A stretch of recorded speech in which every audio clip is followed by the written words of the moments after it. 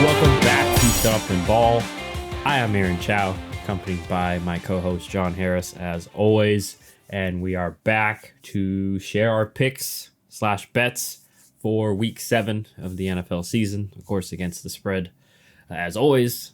So to update the rankings going into this week, it's kind of been more of the same. If you've been following along the whole year, where although there was a negative week for John, it was only minus 100. He did so. Hey, let's just say I would take that because I was at minus 600. So let me see if that's it. Okay, no, that's not my worst week. I had some pretty bad weeks, weeks 3 and 4. But so nonetheless, John's winning money wise. He's also winning record wise as well. The deficit is not as worse. Still pretty poor. I actually haven't updated that, but I think it was 7 games. You're 7 games. Ooh, let's see.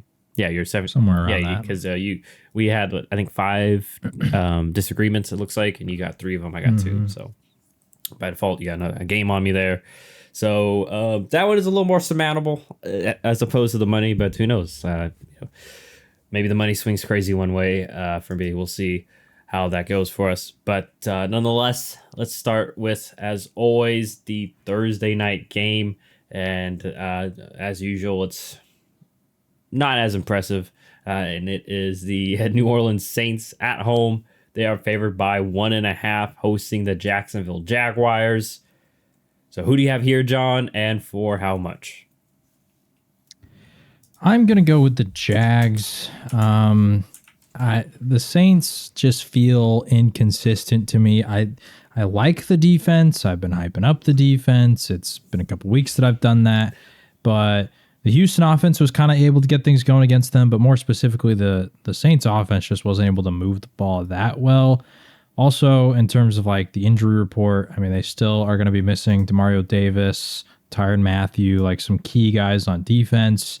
There is potential that Trevor Lawrence might not play, but all signs point to he should play. It's just the reports that I've read is he's iffy. He's got a knee injury that's like a sprain. It's not significant. They're optimistic he will play, which to me points that he will, because I assume he wants to. So, yeah, I don't know. It's an interesting game for sure. The spread indicates that too, with it being that close. But I just feel a little more confident in like Travis Etienne to have another solid game, despite the defense. Even if they can stop him, I think he can maybe have a couple explosive plays that could be game changers.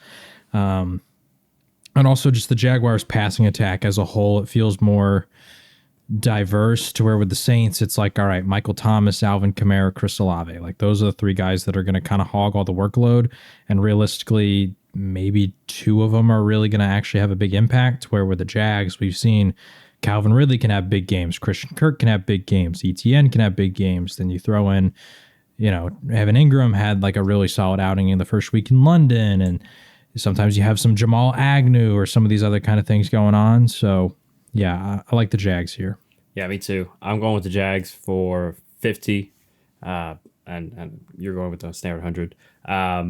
You mentioned all the same reasons. They've just been consistent, way more consistent than the Saints have recently, especially on offense. So, I don't have much else to add. You mentioned those key veterans also being out for the New Orleans defense.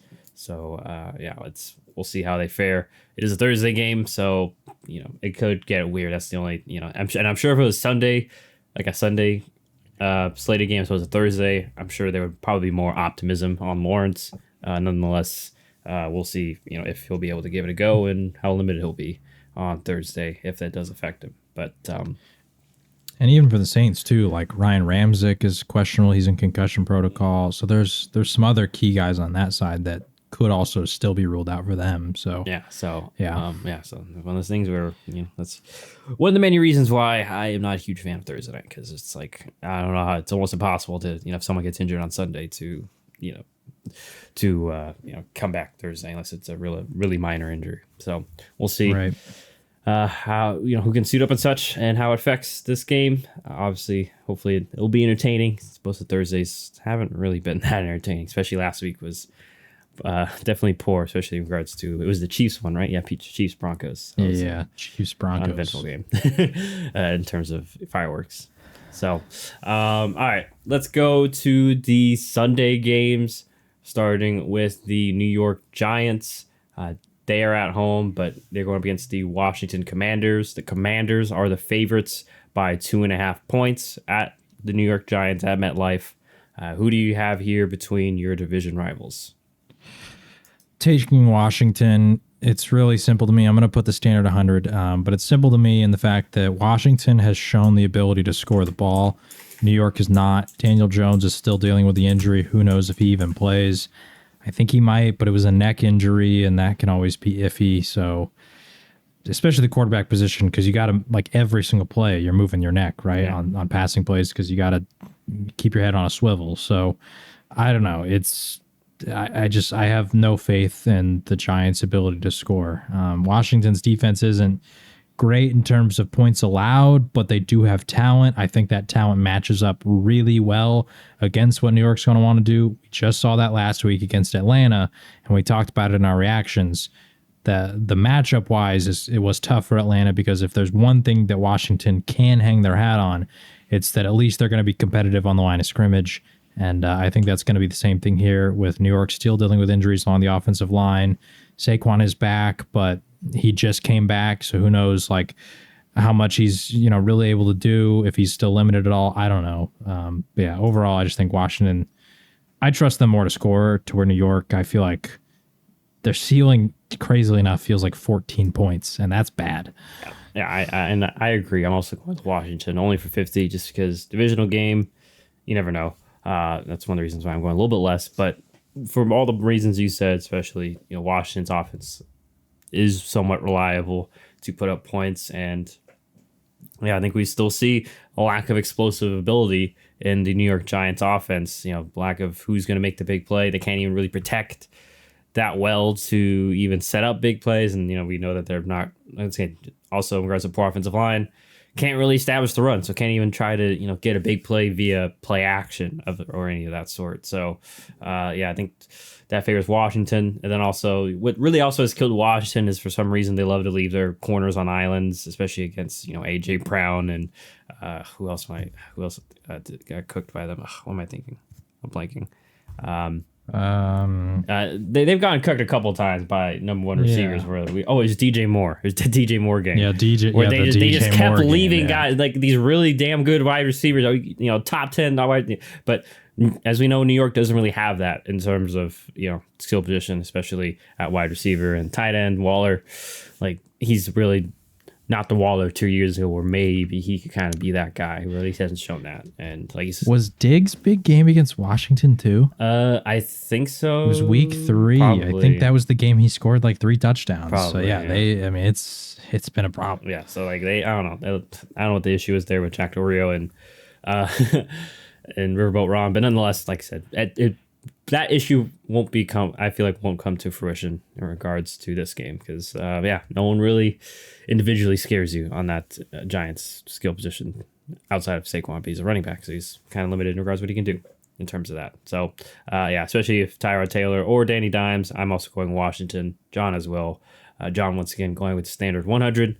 I'm going with 50 on the Washington Commanders. So let's go to Tampa Bay for another divisional matchup where the Bucs are at home. They are favored by 2.5, hosting the Falcons. Both teams coming off losses last week, so obviously looking to bounce back. Who do you have here, John, and for how much? I am going to take the Atlanta Falcons. This game is a scary one, so I'm going to only put the standard 100, because Tampa, I feel like, matches up well versus what Atlanta wants to do.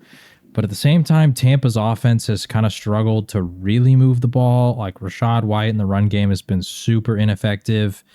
Chris Godwin and Mike Evans have had some good games, but it just doesn't feel like they're always on the same page with Baker. I mean, we even saw that last week where there was a couple touchdowns that could have happened that didn't.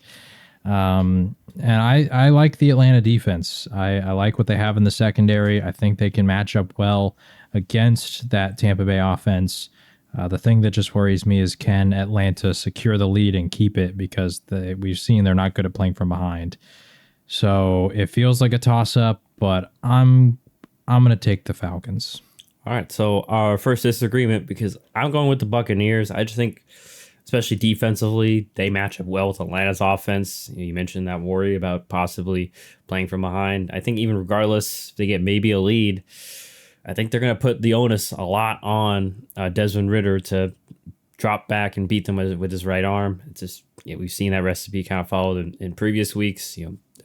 Bijan, and really the run game hasn't really gotten going. That's because teams know, okay, let's stop the run and make Ridder in this passing attack beat us. So I give it advantage Tampa there. I think that they'll win that side of the ball. And on the other side, it is scary. But I will say, for the most part, Baker's, I know, hasn't been pretty, but he's taking care of the ball. And the offense kind of found a couple ways to make explosive plays. Last week, obviously, missed a few. And I expect them to kind of be on their P's and Q's, and especially being at home, I think that gives a boost there too. And once again, Atlanta on the road has not. I know, like, who knows if it really is truly affecting like being on the road, but they just haven't been great on the road. I believe they haven't won a road game. Let me double check. 0-2, but yeah, it's been a bit of a drop off, especially for Ridder on the road and at home. So I'm kind of banking on that, as I am going with the Bucs only for 50 though, because these two teams. I hard at instill confidence that the Bucs can pull off the upset for me. So I'm all going with the Bucs for 50. John is going with the Atlanta Falcons for 100. So we'll see what happens with my luck. The Falcons, it is scary. Bucs getting the points, because then the Falcons could still cover technically if they only lose by 2 or less. So we'll see how our first disagreement goes. Let's go over to Baltimore, where the Ravens are at home and the favorite by 2.5 points, hosting the Detroit Lions. Some interesting Lions, 5-1, although I guess maybe neutral site, they would technically be a half-point favorite, but still maybe a little bit of disrespect on the Lions, but who knows? Maybe Vegas knows. Nonetheless, though, John, who do you have here and for how much?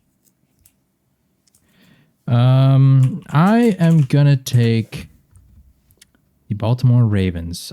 We talked about it in my reactions. I feel like I need to wait and see with Detroit if they're the real deal, because they haven't actually played that great of offenses or that great of quarterbacks. And so I don't know if I'm quite ready to say that they are. It's in Baltimore. I've liked what I've seen out of the Ravens in terms of their ability to move the ball.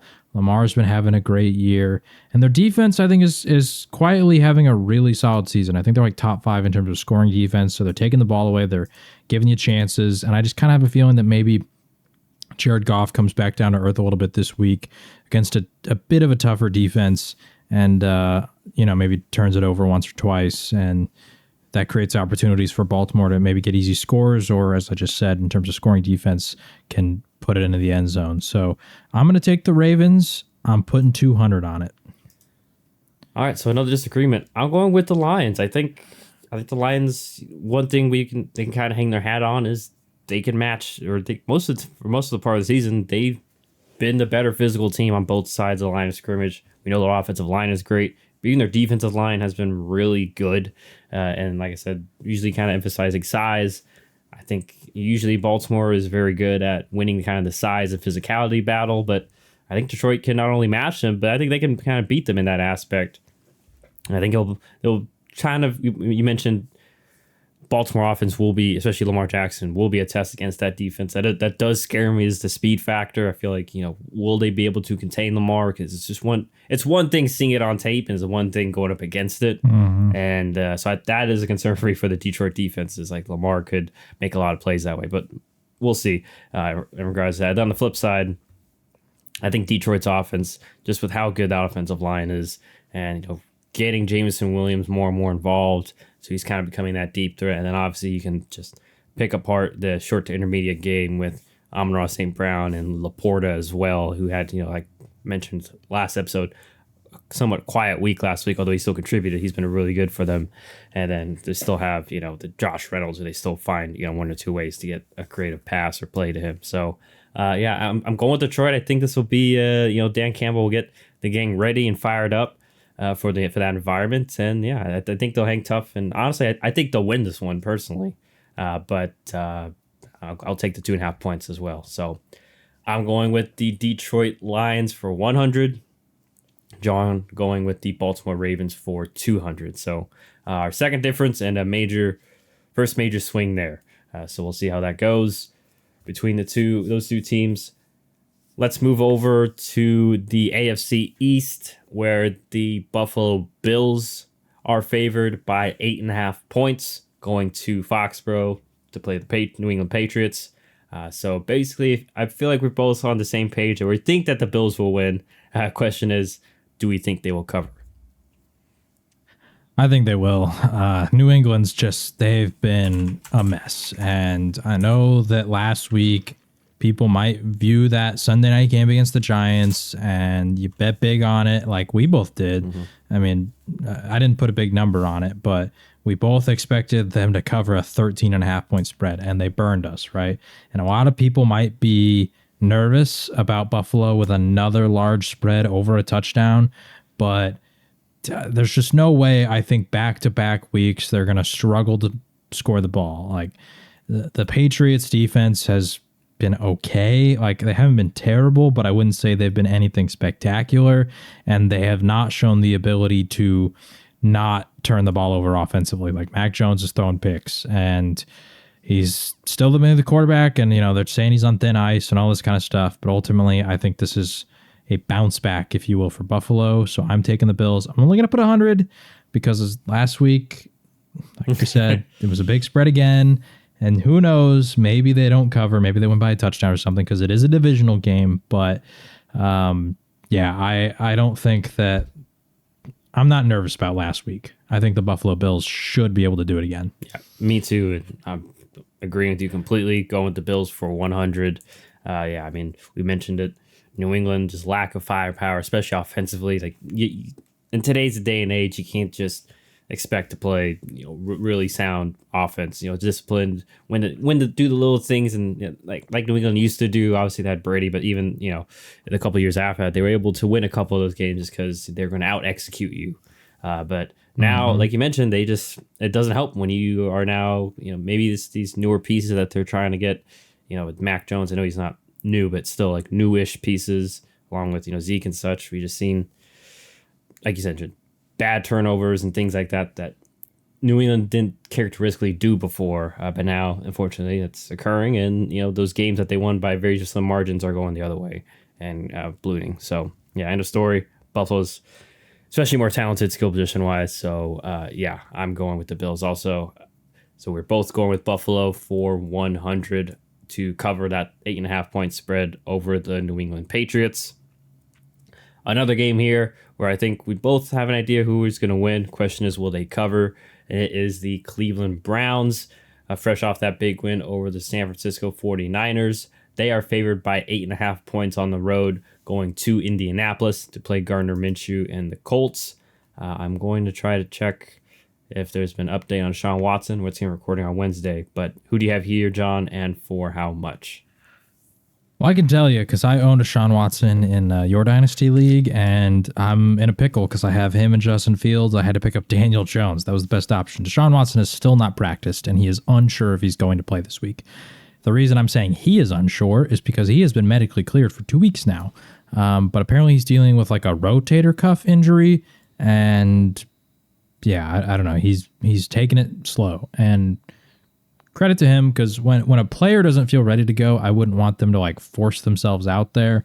So it is what it is. Like he knows his body, right? So unsure if he's going to play. That said, I still feel confident in Cleveland. Matchup wise, I think they match up super well against this Colts offense.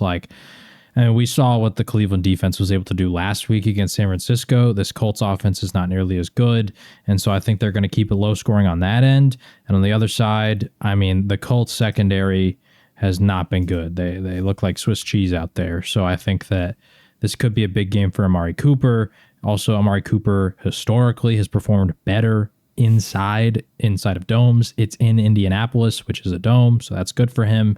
So he could have a big week. Jerome Ford has been looking good on the ground. So Kareem Hunt has been looking good in the one game that he played last week. So ultimately, I'm confident in Cleveland regardless of whether Deshaun plays or not, to be honest. Because even PJ Walker, he's been serviceable in the past, and we just saw him. He was able to at least keep them in the game. and drive down to get some field goals late against the Niners, and against a defense that's not nearly as good. I think he can have a solid outing if he has to be called upon again. I'm going to put 100 though, because 8.5 if Deshaun doesn't play is a little big, but I don't know. I still like Cleveland in this one. Yeah, me too. I'm going a bit bigger. I'm going with them for 450. I'm really buying into Cleveland's defense. We saw last week Gardner Minshew have a pretty poor game, especially turnover-wise, 3 interceptions. And I think as of right now, Cleveland definitely is one of the top 5 defenses. But I think statistically, too, they're up there in a lot of categories.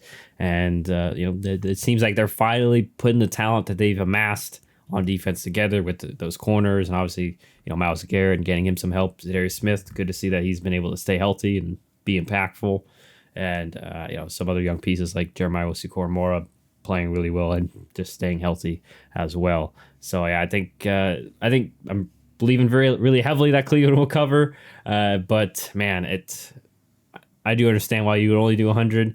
Obviously, I'm playing a little bit of catch up, so I'm kind of trying to bank in on this. So if I get burned, it's on me for trusting the Browns. So we'll see what happens. Hopefully I don't pay the price too much, but nonetheless, we both believe in the Browns. John going with them for 100. I'm putting 450 on the Browns, so a little more confidence for me on the Cleveland Browns to cover that spread. But let's go over to the Raiders, Las Vegas Raiders, where they are favored by 3.5 points, going to Chicago to play the Bears. You just mentioned Justin Fields dealing with that hand injury. I'm guessing there's still, as you would know, is there any sort of update? It's not looking like he's going to play. He has yet to practice, and they're saying he's doubtful as of right now. So I'm assuming he's not going to. Okay. So who are you going with here, and for how much? I'm taking the Bears because not only is Fields injured, but Garoppolo is too, and we don't know who the quarterback's going to be over there. So it could be a battle of Brian Hoyer and Bagent, or O'Connell and Bagent, or I don't know who.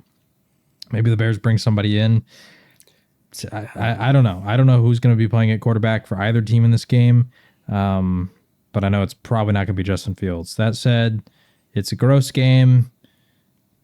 I don't feel like this is going to be a high-scoring one, and I don't really have faith in either team. And so, as I usually do, I'm just taking the underdog, but I'm only going to put 50 because I don't know, man. This is bad. Yeah, it's a scary game. That's why I'm also going 50. I'm going 50 on the other side, though, for the Raiders, just because you mentioned who we're possibly getting. I just feel like Hoyer, at least he has experience, especially within the system, so I feel like I trust that more. And then if it is Aiden O'Connell, like we've mentioned, this Bears defense hasn't been that impressive. And really, that Chargers game that O'Connell did play, it was a one-possession game. It's just that he got sacked, 6 times and, with a couple of forced fumbles. But it was a great Khalil Mack game, and I don't think anyone on Chicago is going to be making that sort of impact on that game. So, yeah, I have confidence in the Raiders' offense against the Bears' defense, regardless who's behind the helm. And on the other side of the ball, yeah, that's a huge anomaly because, like who's going to be behind quarterback center for the Bears, and then even then, especially if it's not Justin Fields, it's hard to expect what they're going to do. And then they're still kind of bringing in running backs. It's not looking like, obviously, no Khalil Herbert. I'm not sure on the stats for Roshan Johnson, so maybe another week of Deonta Foreman and whoever else. He's still in concussion protocol as of today. I'd say. So he's still not looking like he will be available. So, yeah, I'm going with the Raiders, but I'm with you. This is one where if I was betting in real life, if I had to bet, I honestly I was very tempted to put 10 here, but you never know with these. So I left it at 50. So we are both on opposing sides. John going with the Bears for 50, getting 3.5 points, and I'm going with the Las Vegas Raiders for 50, which they have to cover that 3.5. So yeah, it probably may be a good bet for you in regards to taking the points, but we'll see what happens. So let's go to the West Coast. We're going to Seattle, where the Seattle Seahawks are at home. They are favored by 7.5 points, hosting the Arizona Cardinals. Who do you have here, John, and for how much? I'm taking the Cardinals. Seattle has not been super inspiring. Arizona's been competitive. I mean, I know that last week it felt like, the Rams kind of pulled away from them. But as we talked about in our reactions, there was a couple touchdowns that Hollywood Brown specifically could have had that Josh Dobbs just didn't have the grace of throws, or he didn't keep his foot in bounds or whatever. I don't know. There was a couple games that we talked about that specifically, but I remember Arizona was one of them where they had opportunities to where they could have put a couple TDs on the board and they weren't able to end up doing it. And that's just how football goes sometimes. But with Seattle, I don't know. Just the offense, like last week against the Bengals, wasn't really able to do much. DK's been getting frustrated. Things just don't seem quite as explosive as I would really like. And I mean, on the season, I think they've only had like 2 of their 6 games where a 7.5 point spread would have been like they would have covered it. I could be wrong on that, but yeah, I don't know. I feel like in these divisional games, Seattle not giving me a ton of confidence in their ability to just like go blow people out of the water. I'm taking Arizona. I'm only going to put 50 because Arizona the wheels could come off any point where they just stop being able to keep up with these teams. But so far, I've kind of liked what I've seen out of them, despite the fact that they're losing. Yeah, I agree, and I'm also agreeing in terms of pick. I'm going with the Cardinals also, and money. I'm going with them for 50. The Seahawks just seem to be a little simplistic. It doesn't help. They've been kind of banged up. I think the unlikely Abraham Lucas, their right tackle, will be able to play as per Pete Carroll. So that's a huge loss. And DK Metcalf hasn't practiced as of yet this week, as of this recording on Wednesday. So could be missing some already key pieces too on a struggling offense. Yeah. And Budda Baker returned to practice this week. Will he play? I don't know, but he returned to practice. So did Kyler Murray, but he won't play. But at least he's back. So maybe that's a morale boost or something. Yeah, I don't know. That is very real. So, I mean, and like you mentioned, Arizona's been playing, like they've had some good ideas on foot, and they've been executing pretty solidly too. It's just, they haven't come through in some of these games because, as we've seen, less talented and, just some little things. So I'm going with the Cardinals to at least cover as well. We're both in agreement. Cardinals for 50 to at least keep it within 7 points or less, or maybe even pull off the upset. Wouldn't be shocked if they did that as well, as we've seen a couple times this year. So let's go further down to Los Angeles, where the LA Rams are at home, favored by only 2.5, hosting the Pittsburgh Steelers. Those pesky Steelers. John, are you buying on the Rams, or are you going with the Steelers here? This might come back to bite me, but I'm taking the Rams, and I'm going big. I'm putting 300 on him. Cooper Kupp, it looks like he's never gone. Puka Nacua didn't have a great game last week, but I think that he can bounce back a little bit here. And ultimately, I really am worried that Aaron Donald is going to absolutely destroy anything that the Steelers offense tries to get going with. It just worries me that they're not going to be able to do anything against him, because we already know that the offensive line has been a pretty big weakness for Pittsburgh, and it's going to be tough to run, and it already has been against most defenses, but now you're going against Aaron Donald of all people, and so you're going to have to bounce it to the outside, but I don't feel like Warren or Harris are really explosive enough to where that worries me. And then I just feel like Kenny Pickett's not great under pressure. He's going to be under duress a lot during the day. Aaron Donald's been looking good. There was a play last week against Arizona where he just absolutely demolished somebody. So, yeah, I really worry about the Aaron Donald factor in this one for Pittsburgh, and for that, I'm going to the Rams. I'm putting 300. I think that the passing attack for the Rams has been good, and I'm kind of putting my hat on the stars of the Rams to lead me to a big victory with my 300. I, too, am in agreement with you going with the Rams, but I am much more scared. I'm going with the Rams for only 50. I mean, I already alluded to it. Pittsburgh is just... I'm very scared of Pittsburgh happening in this game. It just feels like, one of those games that we've talked about in recent weeks. Okay, well, like the Rams are the better team. They have more talent, especially on top of the board. But then all of a sudden, Tuesday, when we're talking next week, it's like, well, damn, like Pittsburgh somehow, just happened to get a few timely sacks or, a weird forced fumble. It does help that it's at LA too. I feel like most of the time Pittsburgh does that, crazy, are able to pull off some of those big plays at big moments, usually at home. I'm still going with the Rams. I am with you. I think at the end of the day, with like how experienced Stafford is, and especially Cup, I think they'll still figure out a way to win and cover. But I'm just scared, especially, hey, maybe getting back. They may get, I don't know if they can bring him back, but Deontay Johnson, he has been practicing in full, so he could come off the injured reserve soon. And, also coming off a bye week, Pittsburgh. So who knows if they've been, cooking up some extra stuff on offense over the, that extra time that they've gotten. So, but nonetheless, we're both going with the Rams. John, much more confident going with the Rams for 300 to cover that 2.5 point spread. I'm only putting 50. So we'll see if Stafford and the gang can come through for us. But let's go to an AFC West matchup between the Kansas City Chiefs. They are at home at Kansas City, favored by 5.5 points, hosting the LA Chargers. Should be a good one. Who do you have here, John, and for how much? I'm only going 100, but I'm going to take the Chiefs. We've seen these games between these two teams turn into shootouts, and although we do have the Keenan Allen and Austin Eckler effect, the last time we saw the Chargers have to go against Kansas City, it was without Keenan Allen, I believe, last year. Or maybe Keenan was back by the time they played the second game. But there was that one shootout in Arrowhead last year, the first game that they played. And then the second one, it was like the Kelsey game where I think he had like 3 touchdowns or something. But the first game was close, and it was Mike Williams really did well. But then at some point, they diverted all their attention onto Mike, and the other guys weren't quite able to step up.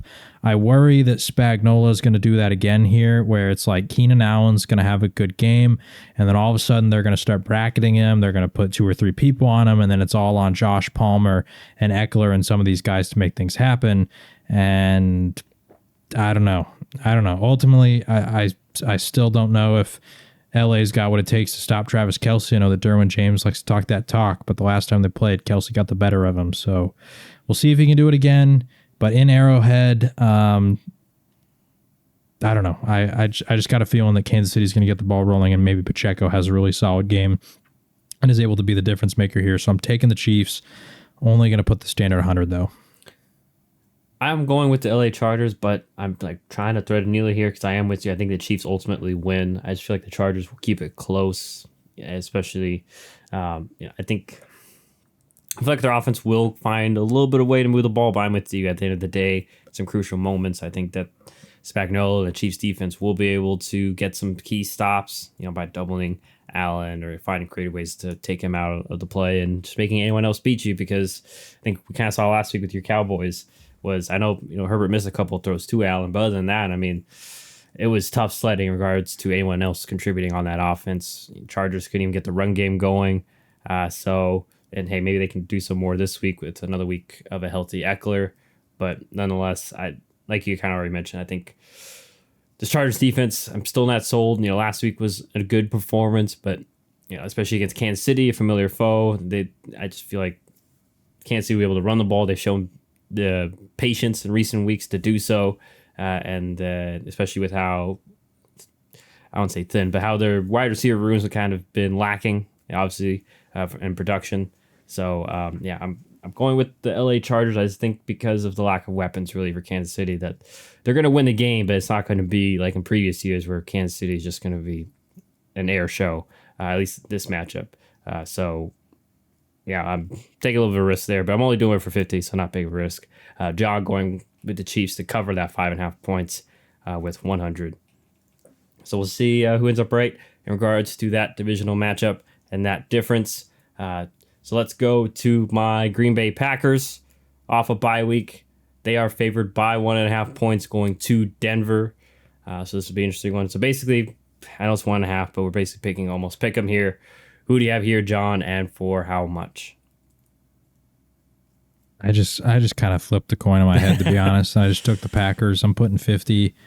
I don't know how this game's going to go. I have no feel for it at all. The one thing that I felt I knew about these teams was previously the Broncos offense, and then last week they just totally collapsed. So I don't know, man. I don't know. Yeah, it's tough to gauge. It's like is on it's really both these quarterbacks. Like which one are we going to get? In terms of either one of them. Are we going to get a good, consistent Jordan Love in the offense, especially coming off a bye week? That I can easily see that happening, but I don't know. It's tough. And then on the flip side, same with the Denver offense. They've had, a couple extra days too because they played on Thursday night. So maybe they got some extra things cooking. And I think we've seen in the last couple of weeks, you can kind of run on the Packers defense a little bit. So maybe that's, a way Sean Payton leans and gets the game going for the Broncos. Yeah, it'll be an interesting one. Obviously, I'll be watching it. I don't think many others will, though. But yeah, I'll be very interested to see, how if this Packers offense can sustain drives and not have to rely on, a big play or big throw by Jordan Love. Really, that's really the only way they've been able to generate offense and get points. Is just Love making a good play, but he needs to be, like I mentioned before, he needs to be more consistent in regards to his short and intermediate routes to keep drives alive and set those plays up down the road.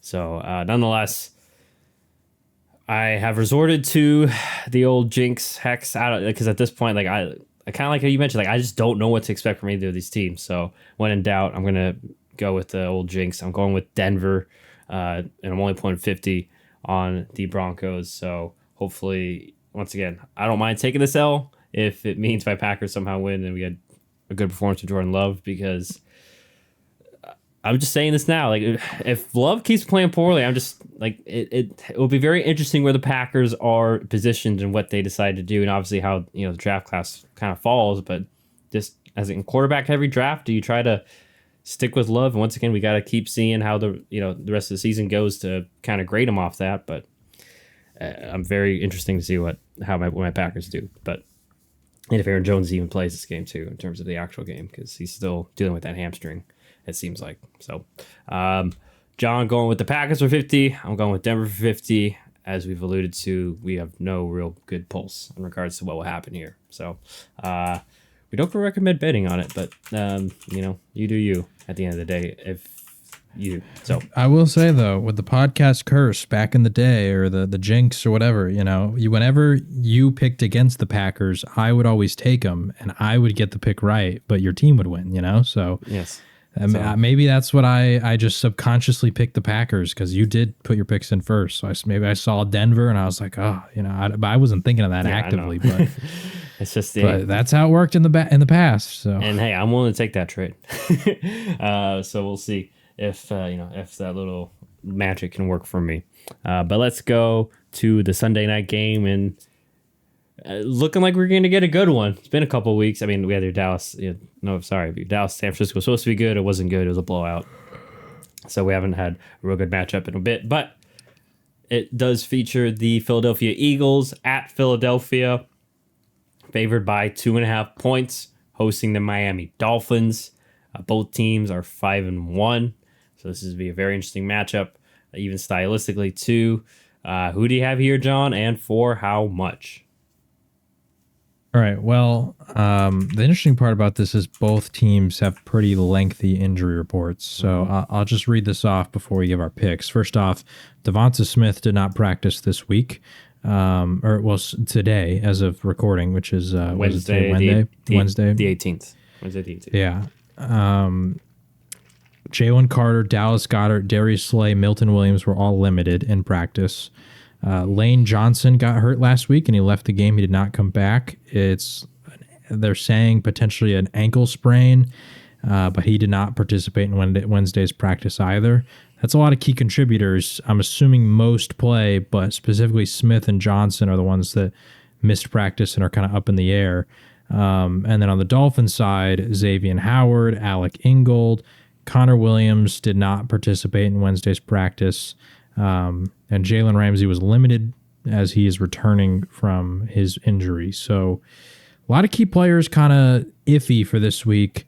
But to me, the iffiness really I'm seeing more on the Eagles side. Like if Lane Johnson's out, that's big because he is like a brick wall. And if he's gone, I've seen in the past, even against my Cowboys, where Lane Johnson got hurt one game, it changes the game when he's not there because all of a sudden there's pressure getting through in a spot that historically never gets through. It's so rare that happens.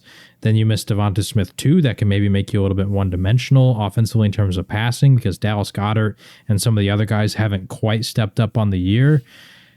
ultimately, I feel like this game turns into a shootout, and I kind of favor Miami in that regard. We've seen Jalen Hurts in this passing attack has not been the greatest. Like A.J. Brown's been having a solid year, but Jalen Hurts specifically, I mean, like on the stats, he's got 7 interceptions on the season. He obviously threw 3 against the Jets, but I think that leads the league in terms of interceptions, and that's not the Jalen Hurts that we know. He has not been the typical, I don't want to say game manager, but conservative, safe, decisive passer.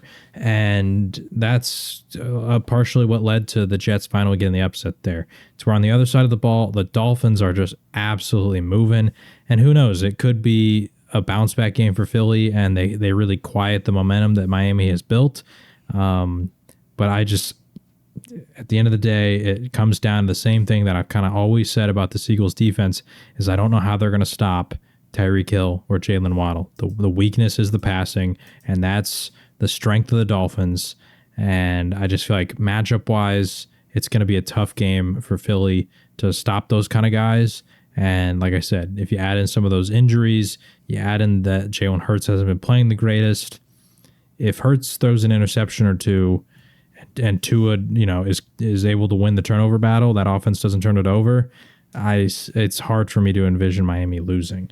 Now, there is the added worrisome that, Tua could maybe have a bad game because of the pressure that defensive line is able to create. But ultimately, like I said, it just all kind of adds up. I got confidence in Miami. I'm taking the Dolphins. I'm putting 300 on them as well. So, all right. Well, I am taking the Dolphins. Many of the points you made, I do agree with. I am obviously concerned a bit too about maybe potentially the Eagles, D-line winning that battle and getting pressure. But I think we've seen enough early this season that this Dolphins offense, and I want to give credit to obviously Tua, but also Mike McDaniel has been very good at finding ways to get Tua to get the ball quickly into their playmakers' hands, and then also those guys can make plays. As Tyreek Hill, would even be Mostert in the passing game too, and obviously now Jalen Waddle another week healthier and back. So yeah, I think I'm with you. I think Miami wins that battle, especially being able to take advantage of Philly's secondary. And then on the flip side too, yeah, I think it hasn't been pretty for Miami's defense, but I think they can match up well, especially with some of the pieces that you mentioned that may be gone, and they can even if they may be missing Xavier Howard, I would expect. Once again, I'm not saying that they will because I thought some of the teams would do it, but some doubling of AJ Brown because obviously that's the main focal point in their passing game right now, and then from there, just like we saw with the Jets, kind of throw a bunch of bodies at the line of scrimmage and just be creative throughout the night. Just kind of confuse Hurts. Don't really let him settle in and know who's coming or who's dropping out. Just keep mixing that up. And I would suspect that the Dolphins do that. They kind of already do that anyway. So I think it'll be a very interesting match stylistically, but. Fortunately for the Eagles, I think Miami will gets the better. I'm not as confident as you are. I'm only going with 100 just because these are two elite teams going at it. So who knows what could happen? Mm-hmm. Like I said, maybe it is a day where Jalen Hurts is just on fire, him and AJ Brown, or maybe they are able to just smash the Dolphins in terms of their offensive line still, the Eagles' offensive line, or vice versa with the defense. But it'll be a fun matchup between those two teams. And obviously those two quarterbacks, because obviously they were both at Alabama and all that. So I'm sure we'll hear all those storylines and such leading up to that, So John going with the Dolphins. John and I both going with the Dolphins. John going with them for 300. Myself for only 100. So we're both believing in the Dolphins to win or at least cover against the Eagles. Let's go to last but not least, the Monday night game. And it is the San Francisco 49ers. They are favored by 6.5 points going to Minnesota. Obviously, no Justin Jefferson for the Vikings, and for the Niners, I don't think this is Wednesday, so it's tough to assess, who will be active, but could be without McCaffrey. He's dealing with a oblique rib injury, but as of right now, they're saying he could be available. I'm not sure if that's just some chess moves they're playing. Same with Trent Williams. He's also dealing with an ankle injury. It looks like he avoided a sprain, at least according to ESPN. Debo's been banged up. So, nonetheless, John, who do you have here and for how much? All right. Well, this was the last game I put numbers on, so I had 50 on the Niners, and then I kind of looked at the matchup just as you were talking about it, and I was like, I feel way more confident than 50. So I adjusted some of my previous 100s that I talked about earlier. It's just for anyone listening, if you care about that, I adjusted the Jacksonville, Washington, Atlanta, Tampa, Kansas City takes all from 100 down to 50. So a little more conservative on some of my standard ones. And I'm going to go 250 on the Niners. Yeah, they should clean up against Minnesota. This is a pretty tough matchup. Honestly, I would put more now that I'm looking at the matchup, but I don't want to get too crazy in terms of moving all my points around, considering I already kind of went through everything. So yeah. So I don't have a ton to say. The Niners should have a good game. I mean, I'm not a huge believer in this, but for those that believe in it, it's primetime Kirk. So we know there's that. But then also no Justin Jefferson. And we think we saw last week, well, like you and I kind of alluded to, Jordan Addison, and just he's not going to beat Justin Jefferson. And it's obvious that this Minnesota passing attack is going to, like we saw last week, take not just one, it seemed like a couple steps down. Because now teams don't have to sit there and even worry about doubling Jefferson the whole game, or just having him wreck a game off one amazing play. And then obviously Minnesota can't run the ball very well, so it's going to be probably a messy Kirk Cousins offensive night where Vikings fans will be calling for his head at the end of it, even though like he has a no trade clause and they're not getting rid of it regardless. And on the flip side, like Minnesota's defense has been better, I guess better than last year, but last year was pretty poor and it's still not that much better this year. And they've been pretty blitz heavy too. And although I do like Brian Flores, it's just one of those where once again, Niners, they're more talented, definitely way more talented than the Vikings. And I think they'll weather the storm. And I think especially getting that tough loss last week kind of will, I don't say re-wake them up, but though I'm sure the attention and things, the little things will be better, especially for Brock Purdy. We mentioned he did not have a great game last week.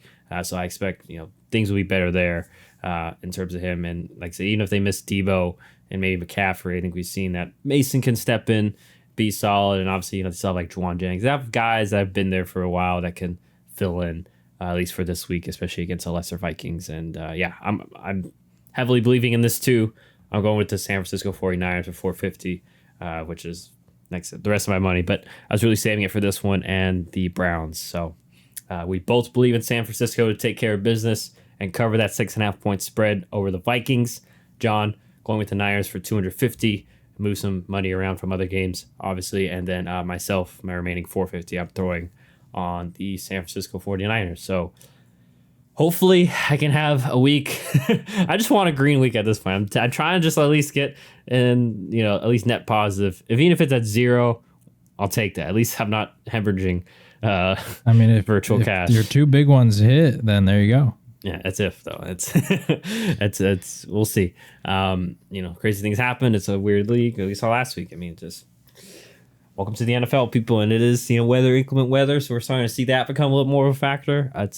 I probably should try to do like weather report for each of these outdoor games, but it's okay. We'll just we'll see it live for some of them. But that'll do it for our picks. Was there anything else you wanted to go over? That's it. That's it for me. If you're playing fantasy football, it's by Mageddon, so I hope you can survive. There was one more thing. Yeah, let's do one more segment presented by HogCheck. We're gonna do a anytime touchdown score segment. We're not betting, and we're not gonna put a number on this, but let's just say you got to pick 3 people as a parlay for 3 guys that have to score. We're not doing quarterbacks, receivers, running backs, have to score a touchdown this week. Who you picking? And I guess if you want to do quarterback, they have to run it in. Yeah, so no throwing touchdowns. Skill position players, basically, is what we're saying. Yeah. Tight ends as well. Yeah, of course. This is tough. So I would say I want to throw in Kenneth Walker. It just feels like Seahawks. Okay. Like they're bound. We know they're going to force feed him. So it just feels like Kenneth Walker going either. Did I have to say rushing or receiving, or just any? No, you can just anytime scorer. Okay, so him. I really want to say Kelsey for myself, just because we mentioned how much Kelsey kind of owns the Chargers.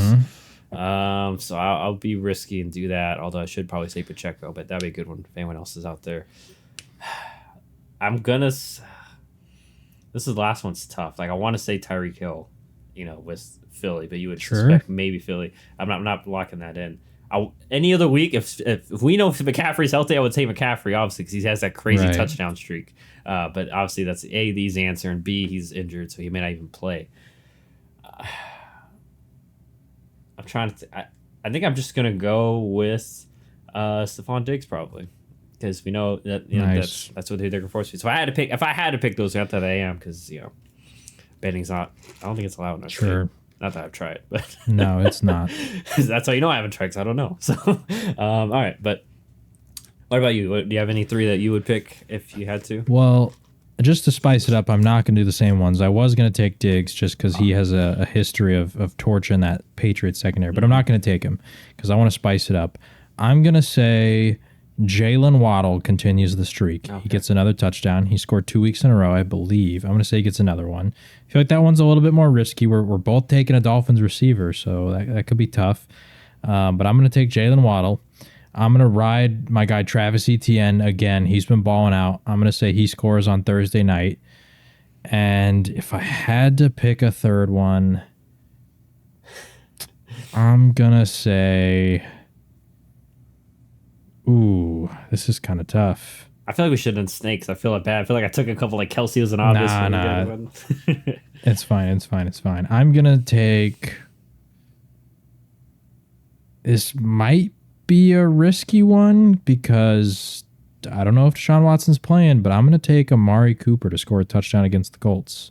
I mean, I will say PJ Walker at least was able to connect with him a couple times last week, so it's not like there is you don't have to worry that much about there not being a connection. You get that, plus it's a lesser defense. It's inside. I don't know. I feel like maybe Cooper could have a good game, so I'm going to take Cooper, ETN, and Jalen Waddle. Who were yours again? It was Kenneth Walker, Travis Kelce, and Stephon Diggs. All right. So, I mean, this is just more for a fun thing. We're not really tracking it. So, I guess we can see if either of us hit. Yeah. Yeah. But, because was it that? That's mainly for our friends because HogCheck's not a real company. Yeah. We're not. We're not sponsored by anything. Y'all know the day we're sponsored by someone because we probably actually have it and we'll be getting that money. But so, nonetheless, that'll do it. Hopefully, I mean, if those work out for y'all, then so feel free to maybe give us a little bit, 5%, maybe 5% fee. No, just kidding. But how much will you do it? How much that would be off.